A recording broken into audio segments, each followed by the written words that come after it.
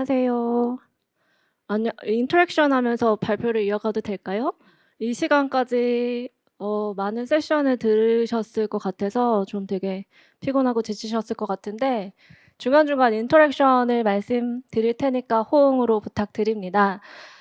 저는 오늘 프롬 엔지니어링으로 어디까지 가능할까라는 주제로 이 세션을 준비해 왔고요. 오늘 우선 링크드인 열심히 쓰고 프롬프트 열심히 썼더니 이런 마이크로소프트의 엄청 큰 무대에 설 수 있는 기회가 생겨서 너무너무 영광입니다. 저는 프롬프트 엔지니어 강수진이라고 다시 한번 말씀을 드리면서요. 너무 잘 아시겠지만 저는 요즘 말로 뼛속까지 문과생이라고 하고요. 하와이 주립대학교에서 박사학위를 받았어요. 그때가 챗GPT가 나오기 이전이고요. 박사학위 받자마자 챗GPT가 나왔는데 그때 당시 제 전공이 대화분석학이었습니다. 국내에는 없는 전공이에요. 그래서 사람과 사람 간의 어떤 대화 메커니즘을 연구를 하다가 챗GPT가 나와서 처음으로 써보는데 이거 내가 진짜 잘할 수 있겠는데? 내가 뭔가 자연어로 뭔가 기능을 만들 수 있겠다 시작해가지고 국내에서 리트엔이라는 곳에서 처음 공채로 프롬 엔지니어를 뽑았고 그래서 저를 소개하는 그 수식어에는 늘 국내 1호라는 어떤 거창한 수식어가 붙는데 그냥 소소하게 프롬프트 좋아서 열심히 하고 있는 사람입니다. 그래서 주요 경력은 B2C를 위한 서비스 리튼에서 여기 너무 조명이 밝네요. 이쪽으로 가야겠어요. 그 B2C 서비스를 위한 리튼에서 프롬 엔지니어로 일하다가 작년에 제가 미국과 한국의 법인을 차리고 더 프롬프트 컴퍼니라는 대표를 맡고 있고요. 그 약 횟수로 3년 된 것 같아요.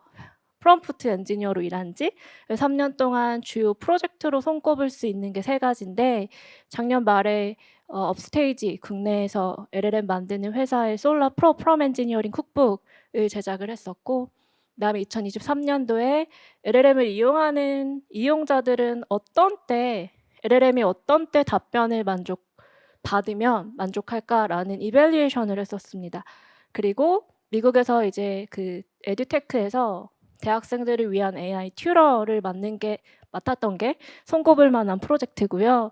퍼블리케이션으로는 주로 이제 저는 정치 대화를 연구하는 사람이었어서 정치 대화 쪽으로는 퍼블리케이션이 있는데 작년에 이제 프롬프트 엔지니어 업무일지라는 책으로 처음 이쪽 분야의 책을 쓰게 된 것 같아요. 그래서 아마도 저 박사가 혹은 저 대표가 혹은 저 사람이 오늘 이 현장에서 어떤 이야기를 할까 많이들 궁금하실 텐데 우선 프롬프트 정의부터 하고 가겠습니다. 아마 다들 프롬프트 많이들 쓰시죠?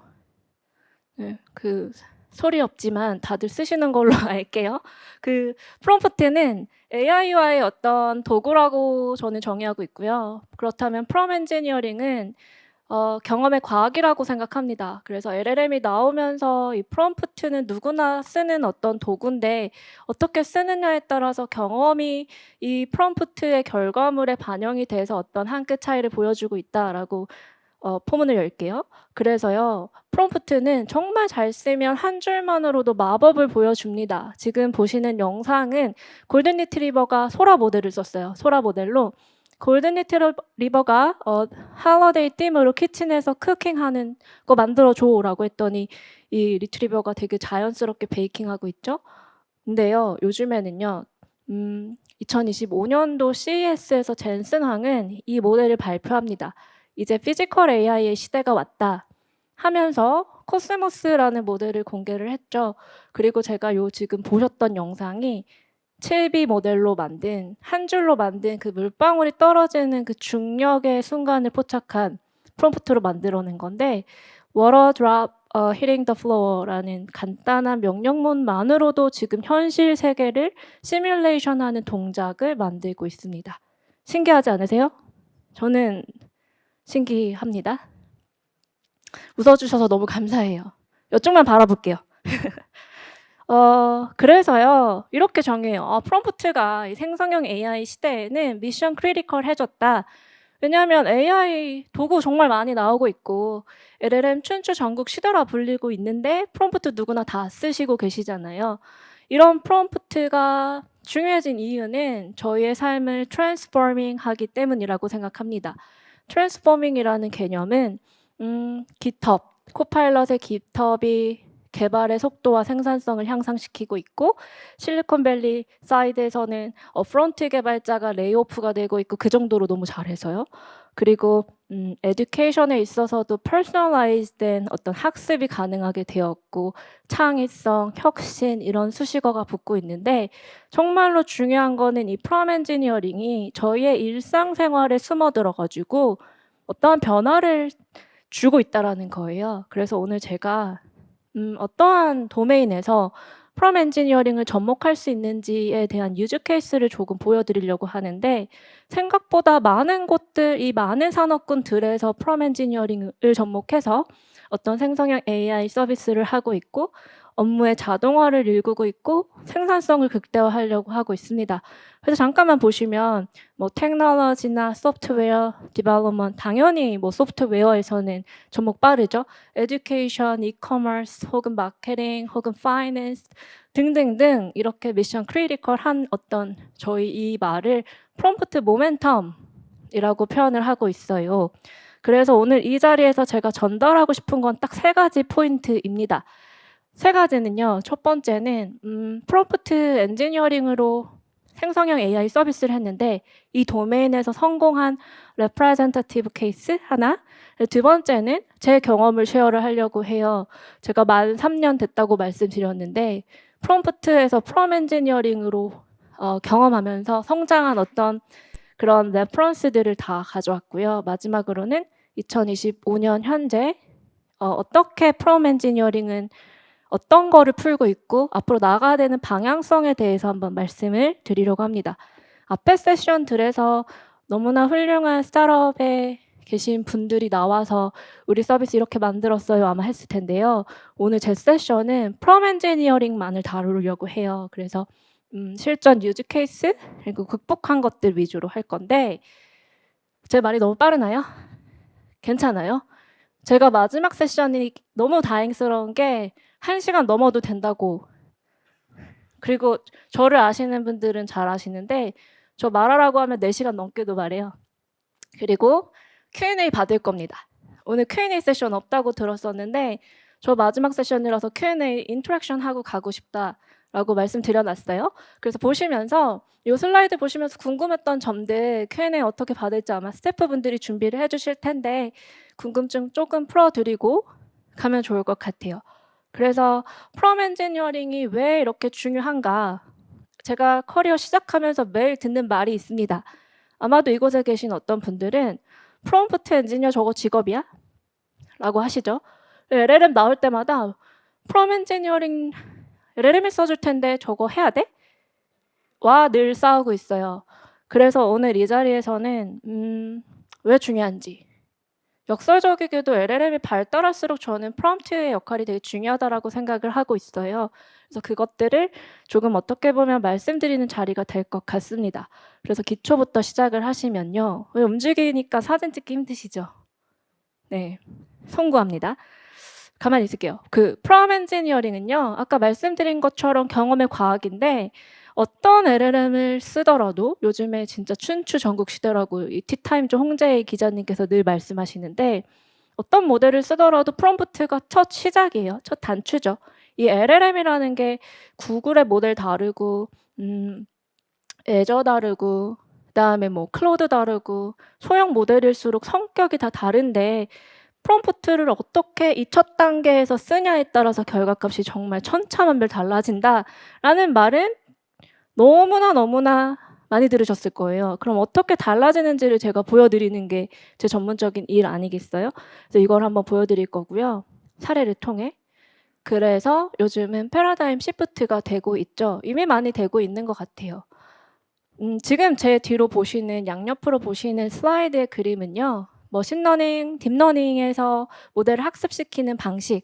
오른쪽은 라스 랭귀지 모델이 나오면서 프롬 엔지니어링이 어떻게 데이터를 처리하고 결과물을 뽑는 방식에 대한 도식을 보여주고 있습니다. 핵심은요. 저는 모델 전공자가 아니라 뭐 이거 어떻게 만들었는지 설명 절대 못해요. 그렇지만 핵심은 기존의 전통적인 방식은 모델을 어떻게 데이터를 학습시키고 훈련시키느냐에 초점이 든 다소 시간이 많이 들고 다소 자원이 많이 들고 다소 성능이 떨어진다라고 하면 프롬 엔지니어링은 프리트레인드된 어떤 언어 모델을 가지고 별도의 기술 없이 코딩 지식 없이도 자연어로 저희가 쓰는 지금 이 자연어로 이 모델한테 말을 걸어서 기능을 개발하고 서비스를 한다는 거에 있어서 엄청난 효용성을 보여주고 있습니다. 그래서 핵심은 어떻게 이 모델의 어떤 구조를 아느냐라기보다는 제가 프롬 엔지니어로서 갖고 있는 사견은요. 어떻게 넣어서 어떤 거를 만드느냐가 가장 중요해진 것 같습니다. 그래서 프롬 엔지니어는 사실 4가지 일을 하고 있어요. 국내에서도 프롬 엔지니어가 많이 채용이 되고 있고 많이들 이제 수요가 생기고 있고 LLM 서비스를 하시는 이곳에 오신 모든 분들도 프롬프트를 쓰고 있어서 이 4가지를 하실 텐데요. 우선 프롬프트를 제작을 합니다. 그래서 만든 프롬프트를 가지고 테스트를 무한 반복하죠. 이거를 프롬프트 단에서 파인 튜닝 한다고도 하죠. 프롬프트 튜닝. 그래서 파라미터들이 많잖아요. LLM에. 그래서 뭐 컨피규레이션을 조정을 하면서 프롬프트의 미세한 값들을 보면서 파라미터 조정하는 일을 하고 나면 테스트하고 이밸류에이션을 하면서 안정적인 프로덕션 레벨까지 프롬프트를 결과값을 조정하고 정량화 테스트를 통해서 몇백만, 몇천만 대상의 서비스를 만들어내고 있고 그리고 나와서 아까 전에 앞에 시간에 스케터스에서 말씀을 너무 잘해주셨지만 윤리적인 AI를 위해서 어떤 필터링 혹은 이것도 어떠한 가이드라인을 만들고 가드레일을 만들고 하는 그런 작업들이 지금 원이 겹쳐져 있는 까닭은요. 이게 디스팅트한 어떠한 독립적인 게 아니라 모두 다 메카닉하게 연결이 되어 있습니다. 프롬프트 쓰시면 왜 문장끼리의 서로 유기적인 관계라고 하죠. 이런 것처럼 이거를 체인이라고 지금부터 표현을 하겠습니다. 여기까지가 서론이고요. 우선 간단하게 많이들 아실 사례를 조금 볼 텐데요. 프롬 엔지니어링으로 도메인에서 서비스를 해서 성공한 사례를 잠깐 소개를 드릴 텐데 어떤 식으로 설명을 드릴 거냐면 인더스트리가 있고 그 인더스트리가 겪고 있는 문제를 프롬프트로 어떻게 극복했는지를 말씀을 드릴게요.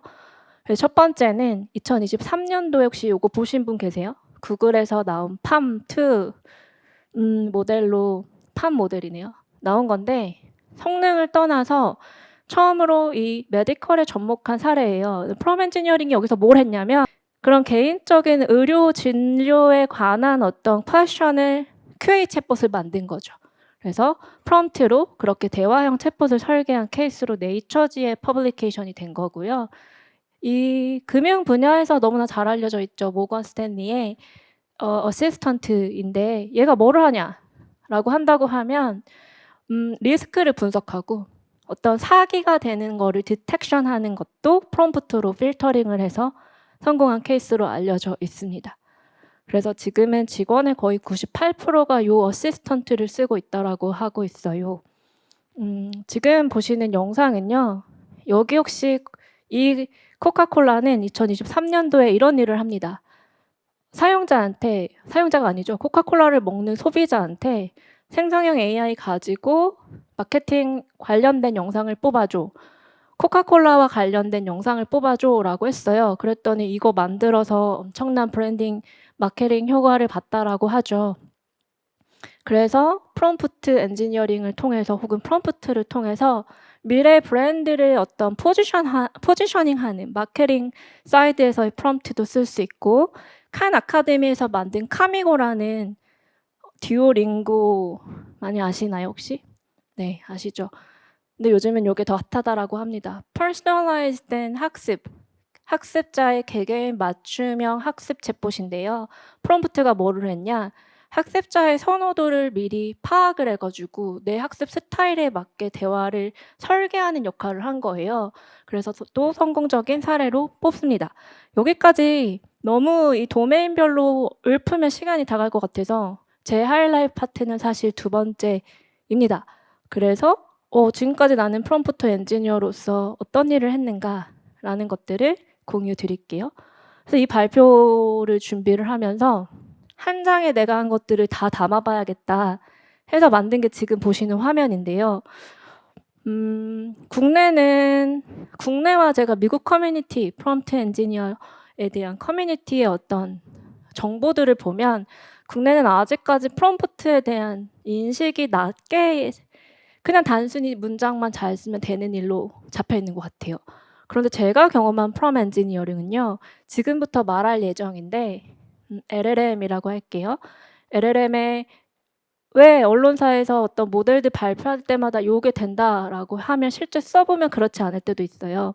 어떤 실제 성능과 현실에서의 접목하는 거에 있어서 간극이 큰데 그 한계를 극복하기 위해서 그 한계를 대표적으로 제가 4개라고 보고 있고요. clarity, context, consistency, 그다음에 efficiency라고 보고 있습니다. 그래서 요거 관련된 과제는 모델의 답변 정확도, hallucination 줄이고 그다음에 윈도우 컨텍스트가 늘어나는데 아까도 말씀하셨죠. 컨텍스트가 늘어나서 그걸 뭐 책을 한 건 다 넣는다고 LLM이 다 알아주진 않잖아요. 어떻게 하면 로스트 인 더 미들 현상을 손실을 막을까? 그리고 너무 비싸잖아요. LLM이 쓸 때마다 다 비용이라서 프롬프트 최대한 짧게 써보고 결과는 올려야겠다. 뭐 모델의 레이턴시, 모델 호출을 조금만 해가지고 어떤 레이턴시 줄여봐야지라는 그런 노력들을 합니다. 그래서 프롬 엔지니어링으로 해결한 것들을 연두색 글씨로 하이라이팅 해왔는데 오늘 이 파트를 함께 보실 거예요. 그래서 다시 한번 정리드리면 제가 실제로 서비스한 것들 사례로 볼 거고요.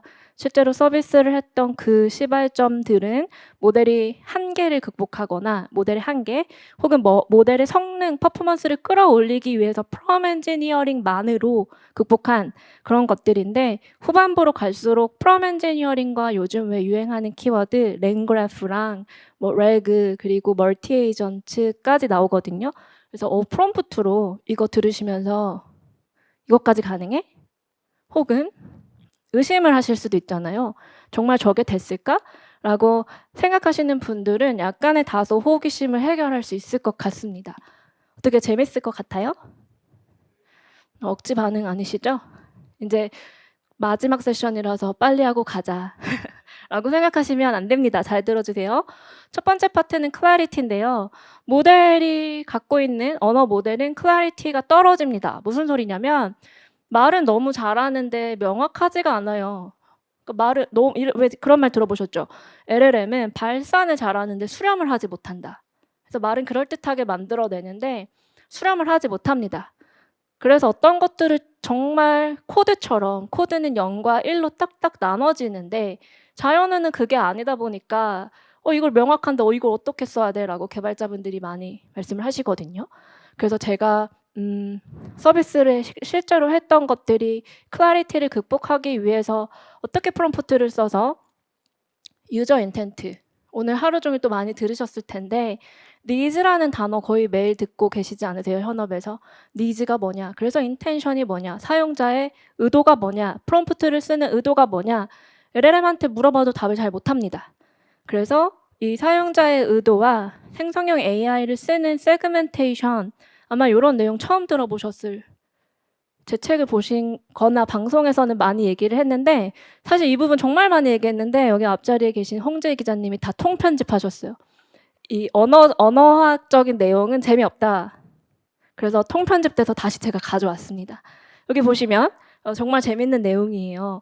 사용자의 의도를 알아야 생성형 AI 서비스에 성공을 할 가능성이 높은데 그러면 사용자의 의도를 어떻게 알아차리겠어요? 여러 가지 방법이 있겠죠. 전통적인 데이터 분석 사이드에서는 뭐 사용자의 로그를 조사한다거나 혹은 사용자가 머문 시간 뭐 이런 것들 가지고 조사를 하겠죠.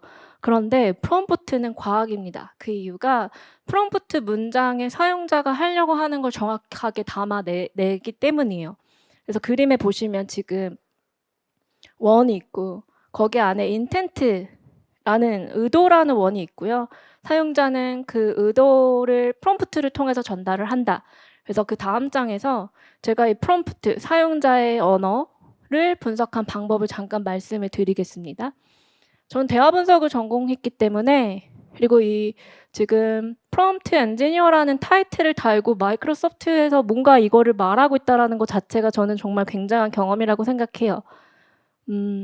인문학과 어떤 반대 사이드의 장벽을 허물고 있는 그 과정에서 제가 프롬프트를 쓸 때는 제 전공 지식을 많이 녹여서 해결 볼 때가 많거든요. 그중에 하나가 사용자 의도 분석인데요.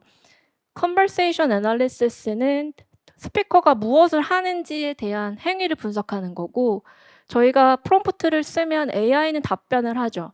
그리고 사용자는 또 한 번 물어보고 AI는 또 답변을 해요. 이런 거를 메커니즘이라고 하는데, 지금 제가 여러분들이 쓰시는 그 언어는요, 사실 벗겨보면 세 가지 레이어예요. 텍스트 형태가 있고 맥락이 있어요. 맥락은 제가 지금 마이크로소프트에서 행사를 하고 있는 어떤 이 맥락, 여러분들과 저만 아는 그런 맥락, LLM은 모르는. 그리고 여기는 한국이에요. 그래서 한국 청중을 대상으로 저는 한국어로 스피치를 하고 있습니다. 이렇게 세 가지 복합적인 레이어로 되어 있는데, 이거를 분석할 때 유저가 프롬프트를 썼어요. 그래서 이거를 한 번에 끝나냐, 싱글턴, 이어서 얘기를 계속하냐, 멀티턴으로 분석을 합니다. 그 다음 단계에서요, 그 프롬프트에 어떤 액션을 하느냐가 정말 중요하거든요. 액션이라고 하면 행위죠. 그래서 정보 검색해줘 라고 하면 정보 검색이 될 거고, 내 코드 고쳐줘. 제가 B2C 서비스를 하는 곳에 있을 때 프롬프트를 많이 분석했는데, 로열 유저가 개발자분들이 많기 때문에 코드를 그렇게 많이 물어보시거든요. 근데 그분들의 의도는 코드 수정이겠죠. 그리고 이렇게 액션이 끝났어요. 그래서 싱글턴도 끝나고 그 다음에 액션도 끝나고 그 다음에 스트럭처를 볼 수 있는데, AI의 답변을 받은 사용자는 분명한 표시를 합니다. 표현을 다음 턴에서 뭐 좋다든지 아니면 관련한 어떤 검색을 또 한다든지. 그래서 스트럭처를 만족했으면 선호하고 만족하지 않았으면 비선호하는 구조를 갖고 있고, 마지막으로 컬처 단에서 볼 수 있는 게 스탠스입니다. 그래서 영화 외 허 보면 허가 가장 많이 언급이 되죠. 거기 주인공 이름이 뭐죠? 크게 말씀 주시겠어요? 사만다? 그 남자 주인공 이름이 뭐예요? 테오도르인가? 알고 물어봤습니다. 숨차서요. 한번 끊어가려고. 테오도르인데 이런 걸 스탠스라 그래요. 스탠스 테이킹. 여러분이 AI를 쓸 때 갖고 있는 어떤 입장, 그래서 스탠스가 있는 쪽이 뭐 제타나 이런 서비스, 페르소나 AI 서비스가 되겠죠. 그래서 요거를 가지고 분석을 하면 이런 식의 표가 나오는데요. 이거를 생성형 AI 이용자의 세그멘테이션이라고 합니다. 프롬프트만으로 생성형 AI 이용자가 어떻게 프롬프트를 쓰고 무슨 행동을 하고 뭐를 원하는지를 완벽하게 분석할 수가 있어요. 캐붕 아세요? 캐붕 아시면 요즘 애들이라고 할게요. 캐붕은 캐릭터 붕괴예요. 페르소나, 예, 요즘 애들로 인정하겠습니다. 캐릭터 세계관을 유지하면서 계속 유지해야 되는데 리셋이 되는 현상이에요. 그래서 제가 이걸 어떻게 해결했냐라고 했을 때, 일단 사용자가 프롬프트로 뭔가를 물어보면 그 사용자는 페르소나, 예를 들어서 뭐 변호사라고 할게요. 변호사라는 어떠한 캐릭터를 한정했어도 변호와 관련된 로우와 관련된 것만 묻지는 않아요. 현실 세계 유저들은 잘 아시겠지만. 그래서 페르소나 세계관, 일상 대화, 정보 검색, 이 다양한 행위를 할 텐데, 이런 것들을 아까 인텐트를 통해서 제가 이제 분리를 했습니다. 그렇게 했을 때 지금 여기에서는 혼밥에 대해서 물어보고 있는 멀티턴의 대화를 보시는 거고요. 그런데 이 대화와 함께 자세히 보시면 위에 번호가 달려있죠. 2번, Non-Information Seeking. 그리고 맨 마지막 대화에는 1번, Information Seeking. 이런 식으로 의도 분석한 결과를 카테고리화 시켜서 번호를 찍게 만들었어요. 그 이유는 두 가지입니다. 두 번째는 이렇게 처리를 하면 의도 분석이 더 정확하게 돼서 이 사용자한테 맞춤형으로 원하는 맥락이 살아있는 대화를 제공해 줄 수가 있고, 두 번째 데이터 처리하기도 너무 편하고, 마케팅 쪽에서 어떤 광고를 붙이기도 이렇게 했더니 편한 거예요. 그래서 AI 챗봇을 이런 식으로 만들었는데, 그때 제가 썼던 프롬프트의 완전 상위에 있는 프롬프트예요. 이 프롬프트 보시면 프롬프트인데 생각보다 다소 다르게 썼을 거예요. 약간 수도코드의 형태로 지금 프롬프트를 써서, 첫 번째는 유저 사용자의 의도를 추출하는 거, 두 번째는 여러분 아시죠? 챗봇이 말은 시작은 잘하는데 끝을 못 맺어요. 얘는 계속 대화를 해요. 그런데 사람은 대화를 하다 보면 시작, 중간, 끝이 있잖아요. 그래서 약간 낄끼빠빠처럼 낄 때 끼고 빠지게 빠져서 대화를 마무리하는 것도 먼저 하는 액티브한 챗봇을 만들어 봤었어요. 그때 할 수 있었던 이 LLM을 명확하게 처리를 해야 요 프롬프트가 잘 작동을 하는데, 그렇게 했었던 어떠한 비법이라고 한다고 하면 이 프롬프트를 줄글 형태로 넣지 않고 의도를 더 잘 처리하기 위해서 프롬프트는 자연어와 컴퓨터 언어의 중간 형태라고 지금 저는 생각을 해요. 그래서 이런 처리할 때는 컴퓨터 언어스럽게 쳐주면 잘 되더라고요. 그런 식으로 처리한 사례입니다. 그래서 여기까지 클래리티를 살펴봤습니다. 클래리티를 높이기 위해서 의도 분석이 가장 저는 크리티컬했다라고 생각을 하고 있고요. 두 번째는 컨텍스트. 문맥이라고 하면 요건 맥락이겠죠? 그래서 아까 전에 말씀드린 어떤 모델이 사람처럼 긴 문서를 읽었을 때 앞하고 뒤만 기억하고 중간 거는 다 날려먹는 현상을 로스트 인 더 미들이라고 할 거고, 그리고 뭐 문서 요약이나 보고서를 쓸 때도 참조하는 문서의 길이가 길수록 그 세밀함이 너무 많이 떨어져요.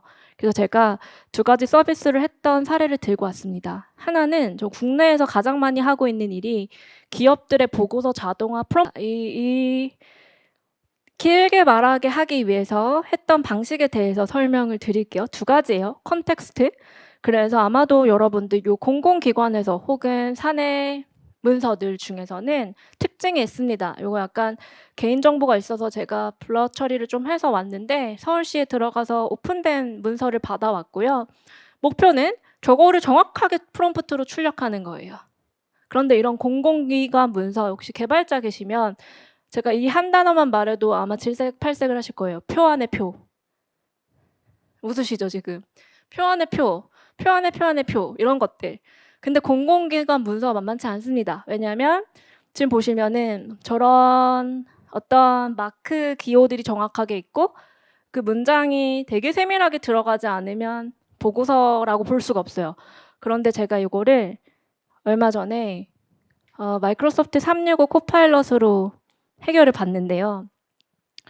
코파일럿의 가능성을 이 태스크를 통해서 발견했습니다. 코파일럿도 쓰면 정말 프롬프트가 이래서 되게 중요하다라고 느끼게 해준 케이스예요. 그래서 포인트는 제가 상단에 제목으로 적어놨는데 왜 위계 질서를 준다고 그러잖아요. 상단에 타이틀이 있고 서브타이틀이 있고 그 서브타이틀을 이루는 어떤 하위 정보들 이런 걸 hierarchical informative structure라고 할 텐데 보시면 제가 그 프롬프트를 썼더니 그냥 휴먼 레벨에서 만족할 만한 세밀한 결과가 나왔어요. 이거 어떻게 했는지 말씀드릴까요? 안 궁금하시면 패스할게요. 궁금하실 거예요. 1분인데요. 코파일럿으로 꼭 한번 해보십시오. 다큐먼트는요. 정말로 프롬프트의 구조를 잘 잡아야 된다. 그래서 요즘 많이 들어보실 프롬프트 구조화가 중요한데 구조라고 하면은 뭐 지심은 예시, 출력 결과물이라고 생각할 텐데 그런 구조가 아닙니다. LLM마다 좋아하는 구조가 다 따로 있어요. 그래서 어떤 LLM은 클로드는 XML 태그를 좋아한다 그러죠. 그리고 소형 언어 모델은 명령문이 마지막에 들어가는 거를 되게 좋아해요. 그리고 선호하는 기호들도 다 다릅니다. 그래서 이런 레시피를 모은 거를 쿡북이라고 하는데 언어 모델마다 쿡북이 있어서 쿡북을 보시면 더 좋은 결과물을 얻으실 수가 있어요. 다시 돌아와서 제가 경험한 코파일럿은 굉장히 러블리합니다. 지금 프롬프트의 첫 줄에 이모지 보이세요? 요거 하나로 결과물이 달라질 때가 많더라고요. 그래서 막 찾아보니까 리서처가 마이크로소프트의 프롬프트 전문으로 쓰시는 분이 글을 게재를 했는데 상냥한 언어? 뭐 이런 건 너무 많이 들어서 상냥하면은 진짜 결과 달라져? 라는 의심을 가지고 저도 써보니까 저 이모지 하나로 정말 많이 달라지거든요. 그래서 오늘 이거 들으시면서 가서 해보세요. 그래서 코파일럿이라고 이름 불러주는 걸 너무 좋아하고요. 코파일럿 이러면서 우리 지금부터 뭐를 할 거야 라고 유도를 합니다. 그 다음부터 나오는 저 기호들 지금 보세요. 타픽, 동향, 그 다음에 뭐 하이픈 이러면서 제가 parenthesis 괄호 안에 자세하게 말을 하기 시작합니다. 요게 바로 위계 질서를 잡는 스캐폴딩 구조라고 저는 말을 해요. 프롬프트를 쓸 때 요것들을 잘 잡아야, 그러니까 왜 그런 거 있잖아요. 아까 전에 LLM은 발산을 잘하고 수렴을 잘 못하는데 이 마법의 LLM이 좋아하는 기호가 있습니다. 이 땡땡을 정말 좋아하고요. 그다음에 이렇게 기호 안에 가두는 걸 좋아해요. 그래서 기호 안에 가두게 했을 때 조금 더 세밀하게 나오거든요. 그래서 위계 질서를 요렇게 잡아보면서 이 상냥한 언어를 쓰면서 저 아까 전에 그 템플릿을 정말 잘 쓰게 됐고, 두 번째 이 컨텍스트, 아까 전에 이 예시도 컨텍스트와 당연히 관련이 있습니다. 참조 문서가 있는데 참조 문서 기업에서 쓰는 문서들 보통 5, 60장이 넘어가요, 보고서가. 근데 그것들을 다 읽고서 쓰게 하는 거를 잘 하려면 위 스트럭처를 잘 잡으셔야 된다라고 말씀드리고, 두 번째 맥락, LLM의 맥락 문제를 해결하고 성공적으로 지금 서비스 중인 것 중에 하나가 바로 이 보이스 퍼스널라이즈 챗봇인데요. AI 랭귀지 튜러 챗봇을 만든 적이 있어요. 근데 타깃은 한국 사람이 아니라 제가 하와이 대학교에서 Korean as a Foreign Language, 그러니까 한국어인데 외국인을 대상으로 하는 거를 가르쳤었던 적이 있었거든요. 그래서 학생 이름은 데이빗이고 한국어 레벨은 인터미디어 중급입니다. 그리고 이 학생이 배워야 되는 단어는 전략이에요. 전략, 여러분들 전략 발음 잘 하시죠? 근데 저거 외국 애들 보면 난리가 납니다. 전략. 뭐 이런 진짜 정말 다양한 발음이 나오는데 이 단어를 배우게 하기 위해서 제가 쓴 이 맥락이 여기서 왜 나오냐면요. 잘 못하니까 계속 대화해요. 보이스 챗봇이거든요. 그럼 대화할수록 앞에 토큰이 날아가면서 LLM이 맥락을 잃고 갑자기 난이도 조절이 안 되거든요. 이런 학습용 챗봇에서 제일 중요한 건 레벨 컨트롤인데 LLM이 얘는 중급이라고 말을 해줬음에도 맥락이 길어지면서 어드밴스드로 갔다가 너무 로우하게 갔다가 이런 컨트롤 문제가 생겨요. 그래서 이거를 어떻게 해결을 했냐. 그리고 또 중요한 건 못한다고 학습과 관련돼서 못한다고 너무나 오비어스하게 당신은 못하니까 그만 말해라 하면 안 되잖아요. 이 학생의 개인 선호도에 맞춘 그런 어떤 프롬프팅을 해서 대화를 설계를 해야 되는데 보이스다 보니까 또 길게 말하면 안 됩니다. 짧게. 근데 아시겠지만 LLM이 길게 말하는 건 잘하는데 짧게 말하는 거 생각보다 너무 못해요. 얘가 트랜스포머 모델이라 어텐션 때문에 그 다음 단어를 예측해서 길게 말하려고 하잖아요. 그런데 저는 어떤 때는 짧게 말하고 어떤 때는 길게 말하는 것도 프롬프트로 조정을 좀 했어요. 그래서 그때 쓴 방식이 체인 오브 탓이라는 정말 유명한 이 생각의 사슬 기법인데요. 그때 중요한 건 이 생각의 사슬 기법은 갑자기 시간을 보니까 나는 할 말이 많은데? 라는 생각이 들어서 잠깐 멈췄습니다. 생각의 사슬 기법, 여러분들 수학, 코드, 뭐 추론 문제 많이 쓰시죠? 근데 저는 이런 챗봇 만들 때 많이 씁니다. 모델을 조금 더 사고하게 하는 방법, 느리게 사고한다라고 표현을 하는데 실제로 얼마 전에 나온 연구에서 slow thinking이라는 단어가 모델의 LLM의 성능을 향상시켰다. 그러면 개발자들은 다 이런 질문을 하세요. 뭐라고?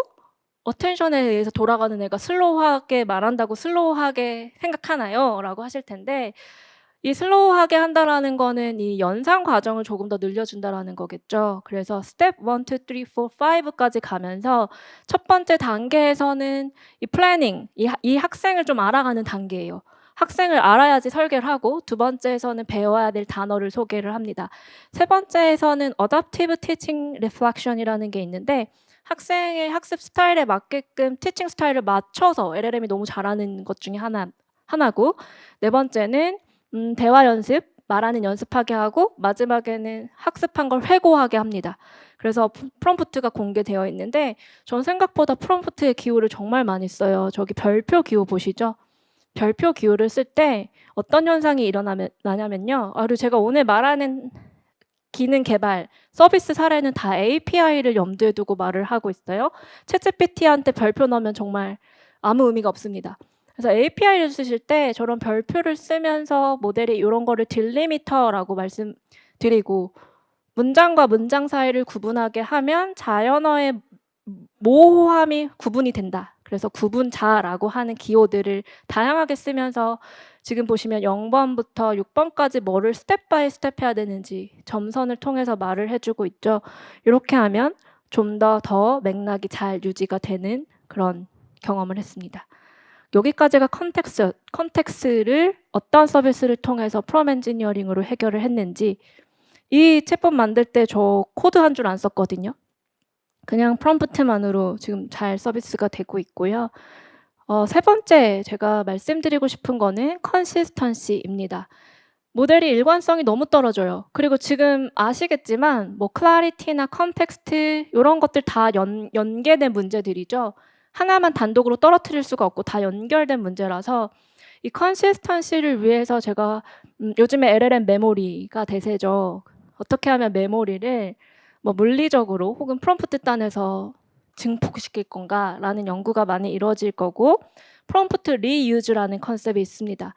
LLM 비용이 너무 비싼데 프롬프트 캐싱 한번 해봐야 되는 거 아니야? 하면서 작년 말에 클로드에서 캐싱이라는 컨셉이 나오면서 리사이클을 하자라는 컨셉이 나왔었죠. 그거를 위해서 제가 했던 턴 청킹, 턴을 자르는 것들, 이거를 하려면 선제 조건이 턴을 잘라야 되는데 다소 개발자들의 방법과 다른 방법을 소개해 드릴 거고요. 두 번째 같은 경우는 멀티 에이전트죠. 요즘에 많이 또 에이전트의 시대가 왔다라고 하면서 키워드가 작년까지만 하더라도 AI 어시스턴트에서 멀티 에이전트로 바뀌었는데, 이것들을 서비스로 풀어낸 프롬프트 플래닝이라는 컨셉에 대해서 혹시 들어보셨는지는 모르겠지만 프롬프트 플래닝을 통해서 해결해 본 사례를 말씀드리게요. 관심 있으세요? 네. 대답해 주신 분들은 제가 발표 끝나고 내려가서 다 인사드려야 될 것 같아요. 감사합니다. 우선 요건 다소 개발적인, 이제부터 좀 약간 엔지니어링 같은 얘기를 계속 할 건데요. 턴 청킹을요, 일반 엔지니어분들은 100토큰 단위로 쪼개자. 특히 레그 하시는 분들, 문서 받아서 파싱하고 그거 몇 단위로 쪼갤 것인가 했을 때 토큰 단위로 주로 쪼개시죠. 근데 저는 싱글턴하고 멀티턴의 컨셉으로 쪼갭니다. 그래서 지금 그림 보시면 대화이기 때문에요. 대화라고 말씀드리잖아요. LLM은 대화형 LLM인데 대화의 플로우가 지금 싱글턴이 있고 멀티턴이 있고, 대화형 챗 보시면 더 멀티턴일 거예요.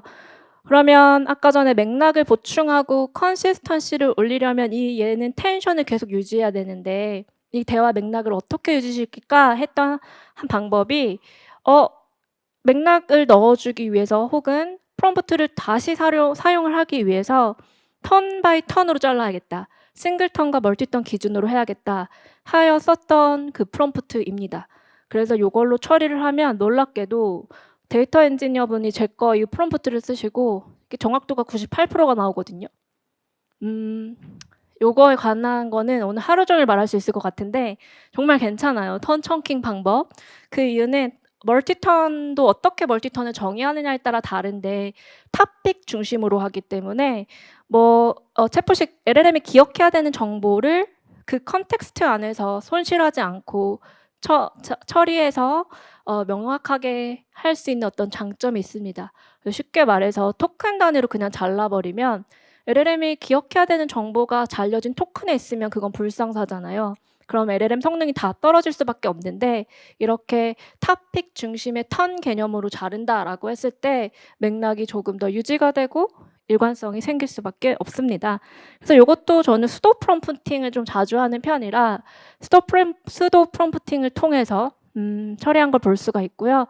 그래서 제가 이거를 직접 이제 코드를 써서 어떻게 처리가 됐는지, 정말 많은 정량화 처리를 할 때 프롬프트를 테스트를 좀 할 때요, 결과를 어떤 질문을 넣고 답변을 넣고 이거를 턴 바이 턴으로 자를 때 방금처럼 쭉 보셨던 걸로 하고 있는데, 이랬을 때 어떤 거를 다시 살리지 않아도 되는지, 어떤 거는 가변 값인지도 정확하게 처리를 할 수 있었습니다. 그래서 이렇게 잘려진 턴으로 뭐를 하냐라고 한다면 당연히 메모리 매니지먼트를 위해서 쓰고 있죠. 그리고 프롬 이발리에이션도 해요. LLM이 어떤 질문을 했는데 답변을 잘했는지 그 턴 바이 턴으로 프롬프트 이발리에이션을 하고 있습니다. 다음으로 넘어가서 컨시스턴시 문제를 해결하기 위해서 프롬프트 플래닝이라는 걸 할 건데요. 멀티 에이전트 다들 만들고 계신가요? 근데 이제는 안 들리는 내가 들리네요, 귀에. 듣고 싶은 것만 들어서 그런가 봐요. 멀티 에이전트인데 멀티 에이전트에서 중요한 핵심 키워드가 이 장표에 다 들어가 있습니다. LLM orchestration. LLM을 하나만 쓸 거냐, 여러 가지를 쓸 거냐, 어떻게 orchestration, 연주하듯이 조화롭게 만들 것이냐. 중요한 키워드는 또 프롬프트, 그리고 에이전트, 메모리, 툴이죠. 우리 얼마 전에 MCP가 나오면서 이 툴 관련해서 오픈소스로 풀린 프로토콜이 또 굉장히 또 개발자 사이드에서 화제가 되고 있습니다. 우선 말씀드리고자 하는 거는 멀티 에이전트도 잘 만들려면 프롬 엔지니어링이 굉장히 중요합니다. 이 그림에서 보실 수 있듯이 멀티 에이전트라는 건 에이전트가 여러 개를 붙였다라는 거잖아요. 에이전트 하나, 어떤 상위의 하나가 하위를 구성하는 하나가 되는 건데 그 하위에 있는 에이전트는 다 프롬프트에 의해서 매니지가 되고 있고 매니지먼이 되고 있고 그래서 필요한 툴을 불러다가 붙여서 내가 만약에 데이터 분석을 하고 싶다, 그래서 시각화까지 하고 싶다라고 했을 때 그 모든 걸 오토노머스 LLM을 만든다라는 컨셉이 되겠습니다. 그런데 오토노머스라는 그런 컨셉이요. 자동화가 여러분은 어떻게 생각하시는지 모르겠지만 저는 이 부분에 있어서 자동화는 100% 되지 않을 거라고 생각하고 있어요. 그래서 자동화를 하게 하려면 왜 어떤 문제를 푸는 방식이 귀납적인 방식이 있고 연역적인 방식이 있을 건데 에이전트만큼은요. 탑2 발음하고 발음2 업에서 밑바닥부터 잘 깔아야 위에서 봤을 때 겉만 하는 기능이 아니라 진짜 세밀하게 쫌쫌하게 채워진 그런 기능이 만들어진다라는 걸 경험을 이 사례를 통해서 했는데요. 제가 만든 에이전트의 플래닝을 가져와 봤어요. 여기서 플래닝이란 이런 것들 각각의 작은 에이전트를 어떤 기능을 하게 할 건지를 프롬프트로 플래닝했다라는 얘기입니다. 그래서 총 4개의 에이전트를 가져왔고요. 첫 번째 에이전트는 sorting이에요. 그래서 어떤 에이전트를 쓰게 할 것인지 관리 감독하는 TO 그 의사결정하는 애를 만들었고요. 두 번째는 이 뭐 하는 에이전트냐면 데이터 분석하는 에이전트입니다. CPA 그 세무사 사무실에 개발해서 납품을 했던 그런 프롬프트 사례인데 두 번째는 데이터 전처리를 해야 됩니다. 그래서 데이터 전처리를 했을 때도 다양하게 하위에 종속된 일을 꾸릴 수가 있어요. 데이터 클리닝을 할 건지 아니면 데이터를 합칠 건지 아니면 데이터를 뭐 다시 조작이 아니라 트랜스폼 할 건지를 결정할 수가 있죠. 그 다음 단계의 에이전트는 비주얼라이제이션입니다. 이 단계에서 3번하고 4번 순서가 바뀌었네요. 일단 에이전트 3이 데이터를 분석해야죠. 전처리를 했으니까. 분석하는 방식에도 뭐 스태티스컬하게 통계학적으로 분석을 하게 할 것인지 아니면 상관관계를 볼 것인지 그런 어떤 여러 가지 애널리시스 방법이 있고 네 번째 에이전트는 데이터 비주얼라이제이션. 그렇게 해서 1번, 2번, 3번 단계에서의 파인딩즈를 데이터로 보여주는 것까지를 요 프롬프트로 만들었는데 이렇게 되면 프롬프트가 정말 길어요. 지금 개수만 세더라도 9개, 10개잖아요. 근데 프롬프트가 진짜 길고요. 지금 보시는 게 다 프롬프트를 제가 생략해 온 건데 프롬프트가 그래서 재밌는 것 같아요. 제가 요거를 어떻게 구성하느냐 그리고 어떻게 엔지니어링을 해가지고 비용을 절감하느냐 이런 것들이 정말 묘미가 있는 자연어를 만지는 그런 과정이 재밌고요. 블랭크 페이지를 채워가는 느낌이잖아요. 지금 보시는 프롬프트가. 그래서 각각의 프롬프트, 각각의 에이전트를 시스템 프롬프트로 명명하고 너는 뭐를 해야 되는지를 태스크에 대한 데스크립션을 했습니다. 다음, 이번엔 툴 콜링을 해야 돼요. 펑션 콜링. 여기까지 하면 너무 이것도 경험해보신 분들은 잘 아시겠지만 펑션 콜링을 잘 하려면 MCP를 쓰면 그냥 뭐 필요한 툴을 가져다 주잖아요.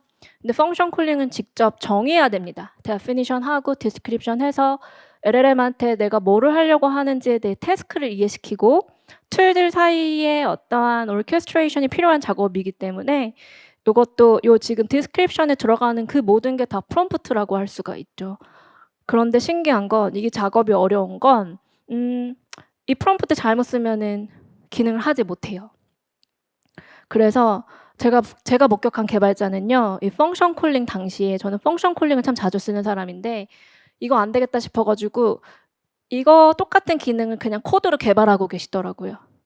그래서 같은 기능을 구현하는 방식이 달랐던 얘기를 조금 해 드리고 결과적으로 이 펑션 콜링을 통해서 아까 전에 분석하는 툴을 불러와 가지고 자동화를 할 수 있고 그렇게 해서 나온 결과물이 지금 보시는 화면인데요.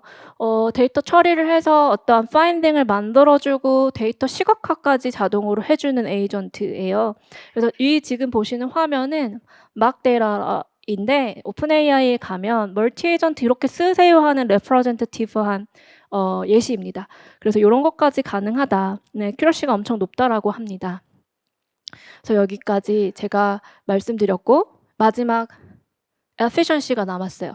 efficiency는요. 두 가지 관점이에요. 첫 번째는 일단 코스트를 줄여보자. 너무 B2C 특히 많은 유저들이 써야 되는데 비용을 어떻게 절감할 것이냐. 그럼 저는 프롬프트 단에서 너무 단순해요. 프롬프트를 짧게 쓰는데 결과가 너무 좋으면 되는 거니까. 그리고 LLM 3번 호출할 거 한 번만 호출하는 어떤 제로샷 형태의 프롬프트를 쓰면 되니까 코스트를 줄이는 방식. 그리고 efficiency는 또 LLM의 퍼포먼스를 엄청 극대화하는 관점에서도 볼 수가 있죠. 랭그래프를 사용을 해가지고 극대화시켰던 예시를 보여드릴 건데요. 너무 잘 또 아시겠지만 이 업계가 2주만 지나면 구정부가 됩니다. 그래서 제가 랭그래프를 2주 전에 어떤 곳에서 세미나를 했을 때 다들 눈동자를 반짝이셨거든요. 그런데 2주가 지난 지금은 랭그래프 좀 옛것 아니야?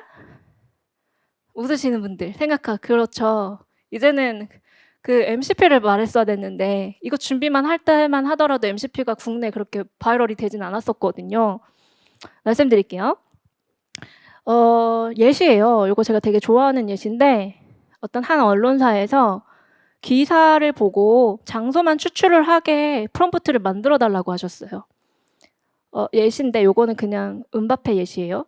그러면 여러분들 엔트리 익스트랙션 정말 많이 하시잖아요. 그랬을 때 이 기사에서 정답으로 나와야 되는 게 프랑스 리옹 마르세유인데 이거를 뽑기 위해서 어떻게 프롬프팅을 하시겠어요? 아마 대부분 주어진 텍스트를 읽고 이것도 없는 분도 계시죠? 장소에 해당하는 거 뽑아줘. 라고 한다고 하면 운 좋으면 뽑히고 운 좋지 않으면 뽑히지 않습니다. 그렇죠. 그리고 저는 성능 좋은 모델을 그렇게 선호하지 않아요. 성능이 좋다는 건 비싸기 때문이에요. 그래서 정말 저사양 모델로 뽑는데요. 왼쪽과 오른쪽 두 가지 프롬프트를 보시면 왼쪽도 그렇게 긴 프롬프트는 아니에요. 그래서 왼쪽 프롬프트는 몇 토큰으로 되어 있나요? 136토큰, 프롬프트 2는 40토큰인데 많게는 2문장 혹은 이렇게 하니까 제가 무슨 약팔이 같은데 프롬프트 한 줄로 코스트를 정말 많이 절감한 경험을 하고 있고 지금도 하기 때문에 말씀드립니다. 그래서 방대한 토큰의 양을 줄여서 왜 LLM 비용 토큰은 아웃풋까지 포함해야 되잖아요. 인풋 플러스 아웃풋. 그래서 인풋에 들어가는 거를 줄여보자라고 하는 거에 있어서 항상 하는 작업이 연두색으로 하이라이팅한 시멘틱 컨덴세이션입니다. 뭔 소리냐면 이런 소리 많이 들어보지 않으셨어요? 문장 하나만 바꿔도 결과가 달라진다. 단어 하나만 잘 써도 문장 결과가 달라진다. 그래서 단어 사전을 찾아서 좋은 단어란 LLM이 많이 학습한 단어예요. 학습한 데이터의 프리퀀시가 높을수록 좋은 결과, 정답에 가깝게 뽑아내고 있는 걸 지금의 LLM들에서는 느끼고 소형 언어 모델은 더 그러더라고요. 그리고 어떻게 하면은 저 긴 거를 압축시켜가지고 포인트만 100번을 만들까라는 그런 일환으로 해봤는데 여기에서 마법의 월드는 장소 추출이기 때문에 장소 생각해보세요. 대부분 다 싱글 월드예요. 싱글 월드 플레이스만 넣어도 잘 뽑힙니다. 그래서 이런 식으로 또 코스트를 줄여가고 있다. 이런 것도 프로덕트 엔지니어가 하고 있는 일이다라고 말씀드리면서 요게 이제 마지막 에피션시에 있어서의 그 퍼포먼스 효용을 말씀드릴 텐데요. 요즘은 추론, 리즈닝 모델. 사실 리즈닝을 추론으로 번역하는 게 저는 부적절하다고 생각하고 있어요. 왜냐하면 논증 모델이 아닌가? 스텝 바이 스텝해서 논리력을 높여가는 건데 추론은 사실 인퍼런스라는 컨셉으로 LLM 논문에서 엄청 많이 쓰이잖아요. 그래서 논증 모델이라고 할게요. 논증 모델과 논증 모델이 아닌 모델의 도식입니다. 그래서 GPT-4.5나 GPT-4.5 같은 경우는 논증 모델이 아니기 때문에 왼쪽 그림처럼 브루탈해요. 그냥 멋이 없죠. 그냥 넣으면 나온다. 그런데 추론 모델들, 논증 모델들은 사고를 길게 할수록 답변 시간이 지연되고 오원 프로 같은 경우는 저 2시간 돌려본 적이 있거든요. 오원 프로가 2시간 돌아가서 결과물을 갖다 줄 적이 있었는데 이러한 단계적인 사고를 거쳐서 조금 더 답변을 정확하게 하려고 한다라는 스트럭처를 보여주고 있습니다. 그럼에도 이 2가지 모델은 단점이 있어요. 어떤 단점이냐? 지금 이거를 리니어하다라고 표현을 할게요. 넣어서 아웃풋을 출력하는 구조가 리니어하죠. 중간에 모델이 사고 과정을 잘못했어도 너 잘못했어. 거기서 다시 해줘. 돼요? 안 돼요? 안 되죠. 그래서 이러한 방법을 보완한 게 랭그래프라는 컨셉인데요. 휴먼 인 더 루프라는 컨셉이 있습니다. 루프에 아까는 리니어하게 떨어지지만 랭그래프는 서큘레이션이에요. 그래서 내가 노드, 이 컨셉에 대해서 자세히 말은 안 하겠지만 각각의 노드라고 할게요. 제가 지금 5개의 노드를 만들어 왔는데 노드를 순환하면서 인간이 피드백을 주고 LLM의 잘못된 방향을 정정할 수 있습니다. 그래서 이거를 가지고 프롬 옵티마이제이션을 할 수 있는데요. 비용적인 걸 생각한다면 이거 비용 정말 테러블이에요. 너무 많이 들어가요. 그래서 정말 필요한 것에만 쓰는 게 좋은 것 같다라는 얘기를 지금 이 장표를 보면서도 생각이 드네요. 우선 요거 어떻게 프롬 옵티마이제이션은 아까 말씀드린 메타 프롬프트라는 컨셉인데 메타 프롬프트를 하면서 이밸류에이션까지 하는 거예요. 아마 프롬프트 이밸류에이션은 여러분들이 서비스를 했을 때 LLM 평가, 성능 평가를 벤치마크 방식이 아닌 어떻게 사용자의 만족도를 평가하지? 하면서 매트릭을 만드시는 곳들이 많을 텐데 그때 쓸 수 있었던 방법입니다. 그래서 첫 번째 단계에서는 사용자의 인텐트 분석 들어가고 두 번째는 인텐트 분석해서 반영한 프롬프트를 봤는데 결과가 별로면 인간이 피드백을 줍니다. 세 번째는 프롬프트를 테스트하고 다시 옵티마이즈해서 평가까지 가요. 그래서 이거 하나하나 말씀드리면서 조금만 더 잘 들어주세요. 저는 한 10분 정도만 더 쓰고 싶네요. 프롬프트 분석입니다. 그래서 이것도 다 이렇게 제가 말하는 게 약간 편향이 있을 수 있지만 랭그래프도 프롬프트를 잘해야 프롬 엔지니어링을 잘해야 쓸 수 있는 도구가 됩니다. 그래서 첫 번째 단계에서 프롬프트를 분석하고요. 프롬프트 분석할 때의 유저 인텐트 분석할 때 아까 전에 말씀드린 거 다 그런 방식이고 중요한 건 여기에서 왜 LLM은 트랜스포머 모델이기 때문에 자기가 생각한 거를 한번 다 토큰으로 옮기게 출력하게 한 다음에 후속 작업을 했을 때 결과물이 높아질 수밖에 없죠. 그래서 그렇게 합니다. 그래서 테스트를 해서 제가 첫 번째 프롬프트랑 얘가 써준 프롬프트랑 비교하게 하는 거예요. 그리고 왜 그렇게 생각하는지 저스티피케이션. 너가 그 이유에 대해서 한번 설명해봐. 이 과정이 있고 없고에 따라서 결과가 상당히 차이가 있거든요. 어떤 때는 원래 프롬프트가 더 낫다고 해요. 저는 이거를 굉장한 프로마이징한 포인트라고 봤습니다. 왜냐하면 LLM은 굉장히 수동적이에요. 사람이 시키지 않으면 하진 않잖아요. 그런데 오리지널 프롬프트가 더 낫다라고 말하면 요거는 쓸 수 있는 어떤 객관적인 어떤 지표가 되겠다라고 생각이 들고요. 그 다음 단계에서 프롬프트를 고도화하는데 이때는 세 단계를 거쳤어요. 기존의 프롬프트, 인간 피드백, AI 너가 피드백해봐 라고 해서 3개를 피드백하게 하면서 루프를 돌립니다. 그리고 또 마음에 안 들면 다시 앞으로 갈 수가 있어요. 그리고 마지막에 이밸류에이션인데요. 이밸류에이션에서는 프롬프트를 하는 이밸류에이션 하는 방식이 엄청 많을 텐데 제가 선호하는 방식은 바이너리 스코어예요. 사람도 중간 편향이 있어서 아마 요 세미나 만약에 만족도 조사를 한다고 하면 여러분들은 3, 4를 많이 주실 거예요. 0이나 5를 주시는 케이스, 물론 너무 만족스러우면 5를 쓸 수 있겠지만 LLM은 더 심하거든요. 그래서 아예 중간 편향을 없애서 0 아니면 1점으로 제가 만든 매트릭스 문장을 읽게 하고 프롬프트를 평가합니다. 그랬을 때 더 객관성이 올라가요. 그래서 지금 보시면 문장도 이 지금 개선된 프롬프트가 사용자의 의도랑 얼라인이 돼 있니? 혹은 이전의 프롬프트보다 더 낫니? 라고 하면서 yes or no question을 closed question, 답이 정해져 있는 걸 쓰면서 평가까지 돌리고 나면 이 그래프는 할 일을 다 했습니다. 그래서 결과물 뽑으면 이런 식으로 나오거든요. 토큰 소모량이 상당해요. 그리고 요 소스는 깃허브에 가시면 있어요. 그 솔라 쿡북 깃허브에 제가 요걸 만들어 놔가지고 가시면 필요하시면 응용하셔서 써도 됩니다. 그래서 이 방식을 통해서 랭그라프와 프롬 엔지니어링을 통해서 LLM의 퍼포먼스, 리니어한 거에서 오는 한계를 극복했던 사례를 마지막으로 말씀드리면서 하나의 장표가 남아 있습니다. 그래서 2025년 3월 앞으로의 프롬 엔지니어링에 대한 현 과제만 언급을 잠깐 드릴게요. 4가지인데요. 우선 저는 당분간 프롬프트 엔지니어링이 사라지지 않을 거라고 당연히 생각하고 요즘 MCP 나오면서 더 중요해진 것 같아요. 그것도 잘 쓰려면 프롬프트를 잘 써야 됩니다. 그래서 이렇게 정의를 하고 싶어요. 자연어인데 백엔드를 정말 델리케이트하게 설계하는 엔지니어.